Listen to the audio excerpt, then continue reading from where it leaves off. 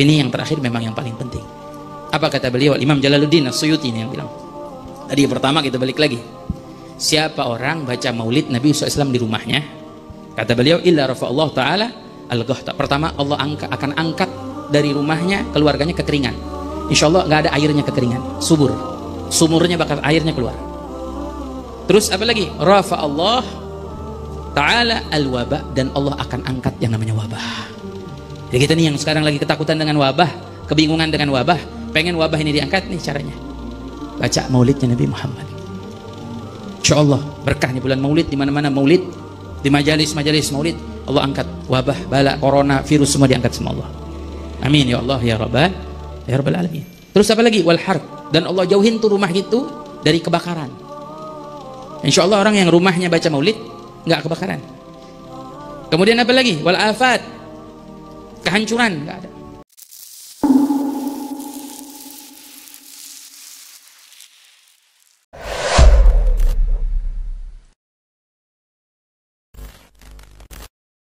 Bismillah, alhamdulillah, wassalatu wassalamu ala rasulillah, amma ba'd. Sahabat muslim, peringatan maulid Nabi biasanya akan diawali dengan membaca diba, kemudian berzanji, ditutup qasidah burdah. Kitab berzanji menjadi kitab induk peringatan maulid Nabi.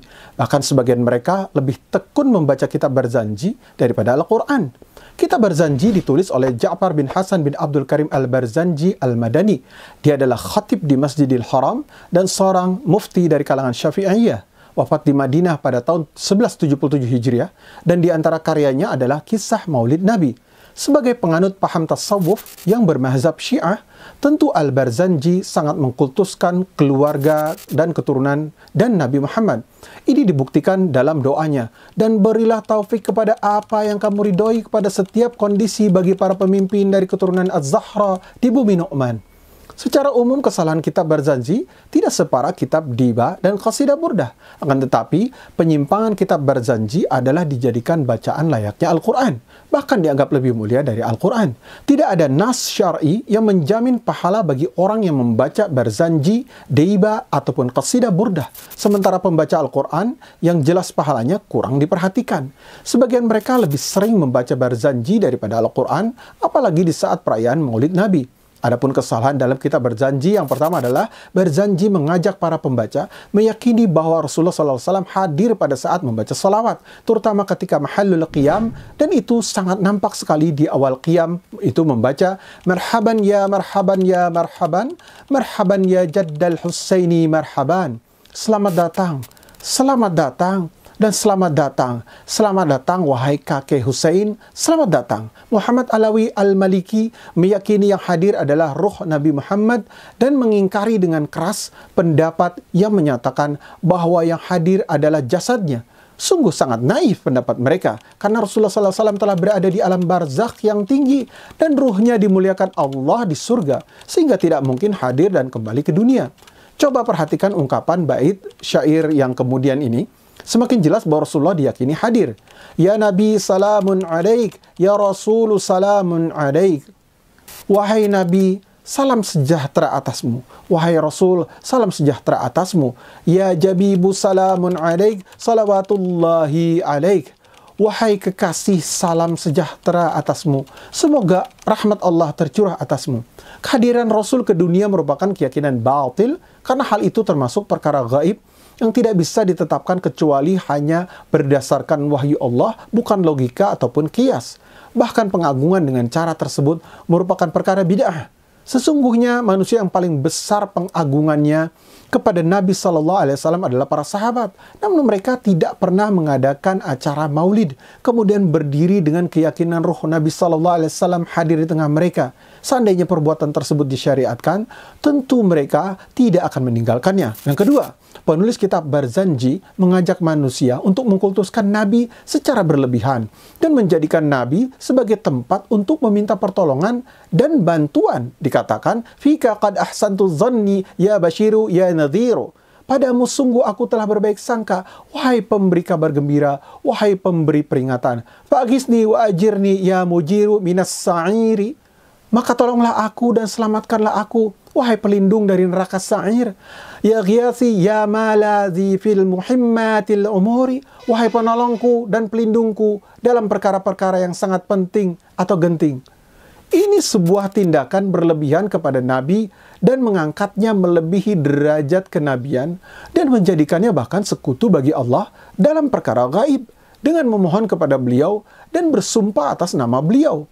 Merupakan sikap yang sangat dibenci Rasulullah SAW, bahkan termasuk syirik dalam doa, menyakiti beliau, menyelisih petunjuk beliau, bahkan menyelisih pokok ajaran Islam, yaitu tauhid, yang karenanya Allah justru mengutus nabinya. Sehingga Allah menegaskan dalam firman-Nya, wa qala rabbukum ud'uni astajib lakum. Dan Rabbmu berfirman, berdoalah kepadaku, niscaya akan kuperkenankan bagimu. Nabi SAW telah mengkhawatirkan akan terjadinya hal ini pada umatnya. Maka ketika beliau sakit, yang menyebabkan kemudian beliau meninggal, beliau bersabda, janganlah kamu berlebihan dalam mengagungkanku sebagaimana kaum Nasrani berlebihan ketika mengagungkan Ibnu Maryam. Aku hanyalah seorang hamba, maka katakanlah aku hanya seorang hamba dan utusannya. Karena itu, berdoa tidak boleh ditujukan kepada selain Allah. Karena Nabi bersabda, jika engkau meminta, mintalah kepada Allah. Jika engkau memohon pertolongan, mohonlah juga kepada Allah. Yang ketiga, Al-Barzanji meyakini bahwa kedua orang tua Rasulullah SAW termasuk ahlul iman dan termasuk orang-orang yang selamat dari neraka. Bahkan dia mengungkap ini dengan sumpah, وَقَدْ أَسْبَحَ وَاللَّهِ مِنْ أَحْلِ الْإِمَانِ وَجَاءَ لِهَذَا فِي الْحَدِيثِ شَوَاهِدِ. Dan sungguh kedua orang tuanya demi Allah termasuk ahli iman dan telah datang dalil dari hadis sebagai bukti-buktinya. وَمَا لَا إِلَيْهِ الْجَمُّ مِنْ أَحْلِ الْإِرْفَانِ فَسَلَّمَ فَإِنَّ اللَّهَ جَلَّ جَلَالُهُ. Banyak ahli ilmu yang condong terhadap pendapat ini. Maka ucapkanlah salam, karena sesungguhnya Allah Maha Agung. وَإِنَّ الْإِمَامَ الْأَشْعَرِيَّ لَمُسْبِتٌ نَجَاتُهُمَا نَصًّا بِمُحْكَمٍ تِبْيَانٍ. Dan sesungguhnya Imam Al-Asy'ari menetapkan bahwa keduanya selamat menurut nas tibyan, itu Al-Quran. Jelas hal ini bertentangan dengan hadis dari An-Nas bahwa sesungguhnya seorang laki-laki bertanya, wahai Rasulullah, di manakah ayahku setelah mati? Beliau bersabda, dia berada di neraka. Ketika orang itu pergi, maka beliau memanggilnya dan bersabda, inna abi wa abaka finnar. Sesungguhnya bapakku dan bapakmu berada di neraka. Imam Nawawi berkata, makna hadis ini adalah barang siapa yang mati dalam keadaan kafir itu berada di neraka dan tidak berguna kedekatan kerabat. Begitu juga orang yang mati dalam kondisi fatrah dari kalangan orang Arab penyembah berhala berada di neraka. Ini tidak menafikan penyampaian dakwah kepada mereka karena sudah sampai kepada mereka dakwah Nabi Ibrahim dan yang lainnya. Semua hadis yang menjelaskan tentang dihidupkannya kembali kedua orang tua Nabi dan keduanya beriman serta selamat dari neraka, semuanya hadis palsu, diada-adakan, dibuat-buat secara dusta, dan ahli hadis sepakat akan kedaifannya seperti Daruqutni, Al-Jawzaqani, Ibnu Syahin, Al-Khatib, Ibnu Asakir, Ibnu Nasr, Ibnu Jauzi, Al-Suhaili, Al-Qurtubi, Al-Tabari, dan Fatuddin Ibnu Syayyidin Nas. Dan klaim tentang Imam Al-Asy'ari yang berpendapat bahwa kedua orang tua Nabi SAW itu beriman, harus dibuktikan kebenarannya. Memang benar Imam As-Suyuti berpendapat orang tua Nabi itu beriman dan selamat dari neraka.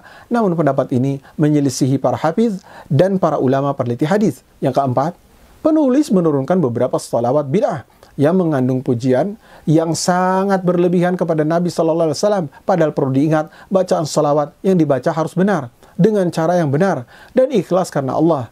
Di masa kini, banyak beredar bacaan salawat yang terkotori oleh bid'ah dan khurafat, serta berlebihan kepada Rasulullah, dan dibaca pada waktu-waktu tertentu, dengan cara-cara tertentu, yang justru terancam murka dan siksaan. Yang kelima, Al-Barzanji juga meyakini tentang Nur Muhammad, sebagaimana yang terungkap dalam syairnya. وَمَا زَالَ نُورُ الْمُصْطَفَى مُتَنَقِّلًا مِنَ الطَّيِّبِ الْأَبْقَإِ لِلطَّاهِرِ أَرْدَانِ. Nur Mustafa atau Muhammad terus berpindah-pindah dari sulbi yang bersih kepada sulbi suci dan murni. Nah, bandingkanlah dengan perkataan kaum zindik dan sufi seperti Al-Halaj ketika berkata, Nabi memiliki cahaya yang kekal abadi dan terdahulu keberadaannya sebelum diciptakan dunia. Semua cabang ilmu dan pengetahuan diambil dari cahaya tersebut. Para nabi sebelum Muhammad menimba ilmu dari cahaya tersebut. Demikian juga perkataan Ibnu Arabi At-Tai bahwa semua nabi sejak Nabi Adam hingga nabi terakhir mengambil ilmu dari cahaya kenabian Muhammad, yaitu penutup para nabi. Dia mengatakan, telah diketahui bersama bahwa macam-macam ghulu itu banyak sekali. Kesyirikan ibarat laut yang tidak memiliki tepi. Mereka sering mengakui bahwa Tuhan yang mereka miliki di bawah kekuasaan Allah. Namun mereka menyembah Tuhan-Tuhan mereka dengan keyakinan bahwa Tuhan-Tuhan mereka itu mampu memberi syafaat dan menolong mereka. Sehingga orang-orang bodoh yang terkena syubhat berargumentasilah dengan bait ini. Demikianlah, semoga bermanfaat. Barakallahu fikum. Assalamualaikum warahmatullahi wabarakatuh.